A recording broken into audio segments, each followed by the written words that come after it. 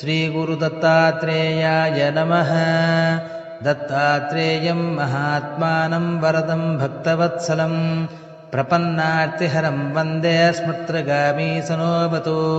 दीनबन्धुं कृपासिन्धुं सर्वकारणकारणं सर्वरक्षाकरं वन्दे स्मृत्रगामीसनोऽवतु।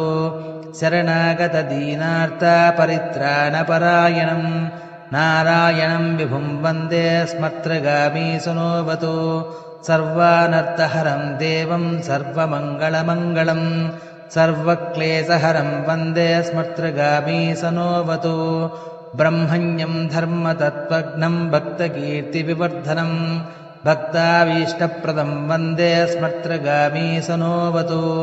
शोषणं पापपङ्कस्य दीपनं ज्ञानतेजसः तापप्रशमनं वन्दे स्मृत्रगामीसनोऽवतु।